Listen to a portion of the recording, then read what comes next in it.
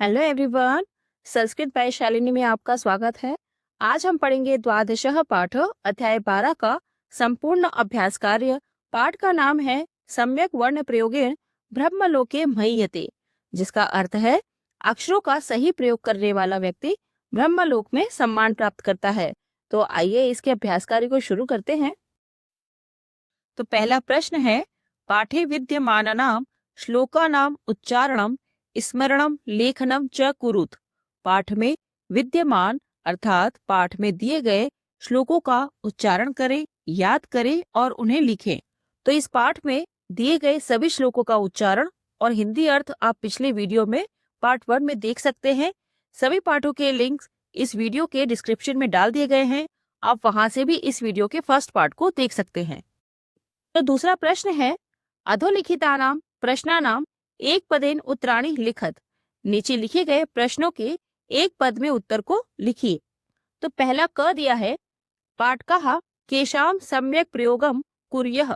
पाठक या पढ़ने वाले किनका सही प्रयोग करें। तो इसका उत्तर है वर्णाना, वर्णों का। अब ख है, किम अवश्यमेव पठनीयम।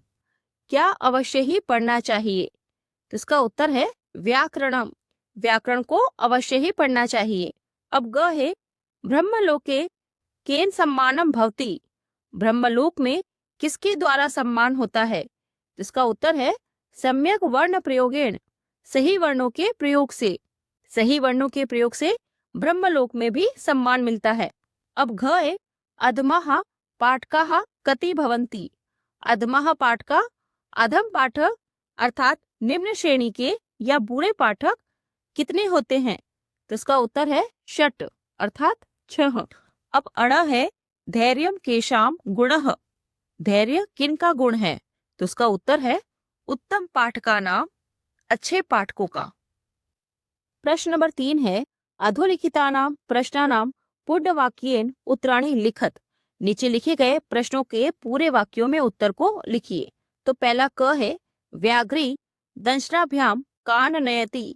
शेरनी दांतों से किन्हें ले जाती है। तो इसका उत्तर है व्याघ्री दंशनाभ्याम स्वपुत्रान नयति।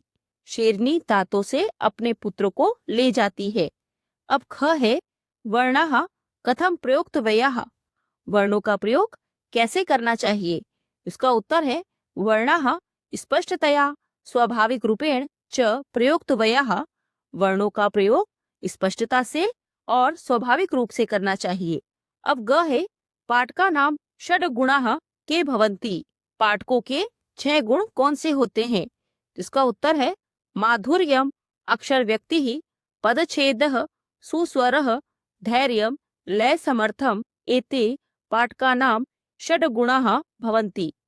माधुर्यम मधुरता, अक्षर व्यक्ति ही स्पष्ट उच्चारण, पदच्छेदः शब्दों को अलग अलग करना, सुस्वरः अच्छा स्वर, धैर्य धैर्य रखना या आत्मविश्वास रखना, लय समर्थम लय में सक्षम, एते पाठका नाम ये पाठकों के षड गुणाः भवन्ति 6 गुण होते हैं।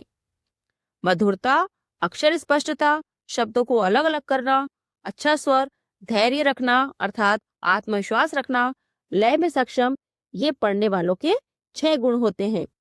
अब घ है, के अधमः पाठकाः भवन्ति। अधम पाठक अर्थात निम्न श्रेणी के पाठक कौन से होते हैं। तो इसका उत्तर है गीति शीघ्री शिरः कंपी, लिखित पाठकः अनर्थज्ञः अल्पकंठः एते अधमः पाठकाः भवन्ति। गीति गाकर पढ़ने वाला, शीघ्री तेज गति से पढ़ने वाला, शिरः कंपी सिर हिलाकर पढ़ने वाला, लिखित पाठकः लिखे हुए को अर्थात देखकर पढ़ने वाला, अनर्थज्ञः बिना अर्थ को समझे पढ़ने वाला, अल्पकंठः धीमे आवाज में पढ़ने वाला, एते अधमाः पाठकाः भवन्ति ये अधम पाठक होते हैं। अब अण है, स्वजनः स्वजनः च इत्यनयोः अर्थदृष्ट्या कः भेदः। स्वजनः और स्वजनः इन दोनों में अर्थ की दृष्टि से क्या भेद है। इसका उत्तर है स्वजनः इत्यस्य अर्थः बन्धुः भवति, स्वजनः इत्यस्य अर्थः शुनकः भवति। स्वजनः इसका अर्थ बंधु अर्थात भाई या रिश्तेदार होता है। श्वजनः इसका अर्थ शुनक अर्थात कुत्ता होता है। अब च है सकलम शकलम च इत्यनयोः अर्थ दृष्टिया कह भेदः।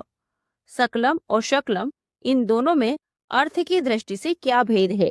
तो इसका उत्तर है सकलम इत्यस्य अर्थः पूर्णम भवति, शकलम इत्यस्य अर्थः खंडम भवति।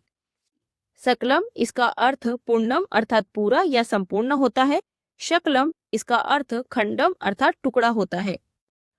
अब प्रश्न नंबर 4 है अधोलिखितानि लक्षणानि पाठकस्य गुणाः व दोषाः व इति विभजत। नीचे लिखे गए लक्षणों को पाठक के गुणों या दोषों में विभाजित करें। तो यहाँ बॉक्स में उत्तम पाठक यानी अच्छे पढ़ने वालों के गुण और अधम पाठक यानी बुरे पढ़ने वालों के दोष दिए हैं। तो पहले हम अच्छे पाठक के गुणों को लिख लेते हैं। तो यहाँ उदाहरण दिया है यथा, जैसे अक्षर व्यक्ति ही अर्थात स्पष्ट उच्चारण। तो दूसरा लिखेंगे लय समर्थम अर्थात लय में सक्षम होना, माधुर्यम अर्थात पढ़ने में मिठास होना, पदछेदः शब्दों को अलग अलग करके पढ़ना, धैर्यम धैर्य रखना या आत्मविश्वास रखना, सुस्वरः अच्छे स्वर में पढ़ना। अब हम इसके दोषों को देख लेते हैं। तो पहला दिया है शीघ्री अर्थात तेज गति से पढ़ना, लिखित पाठ का लिखे हुए अर्थात देखकर पढ़ना, अनर्थः बिना अर्थ किए पढ़ना, अल्पकंठः धीमे स्वर में पढ़ना, शीरकंपी ही सिर हिलाकर पढ़ना, अनर्थज्ञः यह दूसरी बार आ गया है, इसका अर्थ भी बिना अर्थ समझे पढ़ना। तो यह सभी दोष बुरे पाठक के लक्षण हैं। अब चलते हैं 5वें प्रश्न की ओर। प्रश्न नंबर 5 है श्लोकानुसारम रिक्त स्थानानि उचिते शब्देः पूरयत। श्लोक के अनुसार रिक्त स्थान को उचित शब्दों से पूरा कीजिए। तो इन रिक्त स्थानों को पूरा करने के लिए आपको इस पाठ के श्लोक अच्छे से याद होना चाहिए, तभी आप इन रिक्त स्थानों को अच्छे से भर सकेंगे। तो पहला क है भीता डैश तद्वद वर्णान प्रयोजयेत। तो इसमें उचित शब्द लिखेंगे पतन भेदाभ्याम। तो वाक्य बनेगा भीता पदन भेदाभ्याम तद्वद वर्णान प्रयोजयेत। अब ख है डैश लय समर्थम च षडेते पाठका गुणाः। तो इसमें उचित शब्द लिखेंगे धैर्यम। तो वाक्य बनेगा धैर्यम लय समर्थम च षडेते पाठका गुणाः। अब ग है गीति शीघ्री डैश तथा लिखित पाठकः। तो यहाँ लिखेंगे शीरः कंपी। तो वाक्य बनेगा गीति शीघ्री शीरः कंपी तथा लिखित पाठकः। अब घ है एवं वर्णाः प्रयुक्त वया न व्यक्ता न च। तो यहाँ पर उचित शब्द लिखेंगे पीड़िताः। अब अण है स्वजनः डैश माभूत सकलम शकलम सकृत शकृत। तो इसके अंदर उचित शब्द लिखेंगे स्वजनः। प्रश्न नंबर 6 है अधोलिखितानि वाक्यानि सत्यम व असत्यम व इति लिखत। नीचे लिखे गए वाक्यों को सत्य या असत्य इस प्रकार से लिखें। इसका अर्थ है जो वाक्य सही है उसके आगे हम सत्यम लिखेंगे और जो वाक्य सही नहीं है उसके आगे हम असत्यम लिखेंगे। तो पहला उदाहरण दिया है यथा, जैसे पदच्छेदः पाठकानां गुणः अस्ति। शब्दों को अलग अलग करना पाठकों का गुण है। तो यह एक सत्य वचन है, तो यहाँ लिखेंगे सत्य। अब क है गान सहित पठनम पाठकानां दोषः भवति। गाकर पढ़ना पाठक का दोष होता है। तो यह एक सत्य वचन है, तो यहाँ पे लिखेंगे सत्यम। अब ख है माधुर्यम नाम अक्षराणाम उच्चारणे स्पष्टता अस्ति। मधुरता का अर्थ अक्षरों के उच्चारण में स्पष्टता है। तो यह एक सत्य वचन है, तो इसके आगे लिखेंगे सत्यम, क्योंकि मधुरता का अर्थ सिर्फ मीठी आवाज ही नहीं बल्कि अक्षरों का एकदम साफ और स्पष्ट उच्चारण करना भी होता है। अब ग है शकृत नाम एक वारम इति अर्थः अस्ति। शकृत नाम का अर्थ एक बार होता है, तो यह एक असत्य वचन है, क्योंकि शकृत का अर्थ विष्ठा या मल होता है। अब घ है अवक्ताः वर्णाः प्रयुक्तवया भवन्ति। अस्पष्ट वर्णों का प्रयोग करना चाहिए, तो यह एक असत्य वचन है, तो लिखेंगे असत्यम। अब अड़ है व्याघ्री यथा पुत्रान हरति तथा वर्णान प्रयोजयेत। जैसे बाघिन बच्चों को पकड़ती है वैसे ही वर्णों का प्रयोग करना चाहिए, तो यह एक सत्य वचन है, तो यहाँ लिखेंगे सत्यम।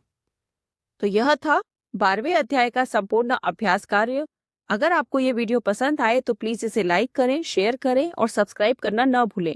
Thank you.